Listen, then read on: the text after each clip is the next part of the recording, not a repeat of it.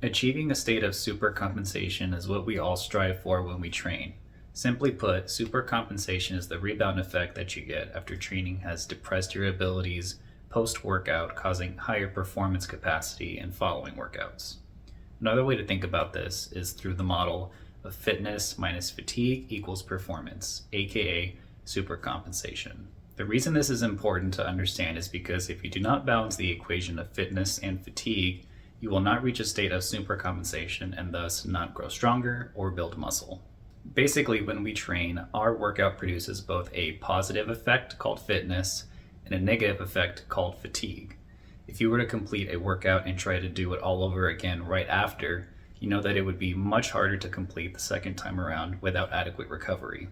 This is because you're still carrying a load of fatigue that is comparable or greater than the amount of fitness that you've just achieved. So what we need to do in order to see a supercompensation effect is to first dump this fatigue so the next time we train, fitness is again greater than fatigue. In the case where your accumulated level of fitness is equivalent to your accumulated level of fatigue, plateaus will start to arise. Fortunately, fatigue dissipates much more rapidly than fitness does, so as long as you're adequately dumping enough fatigue and training hard enough to stimulate some adaptation, you'll see the effects of supercompensation over time. In practical terms, supercompensation is achieved by allowing adequate rest between workouts and implementing scheduled or auto-regulated tapering or deload periods in order to remove excessive accumulated fatigue.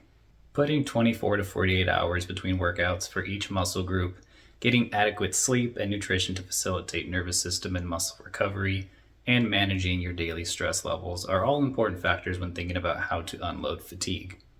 Periodizing your training is also important as this allows for scheduled changes in intensity, frequency, and volume, which assist with continuing progression and keeping training stimulating.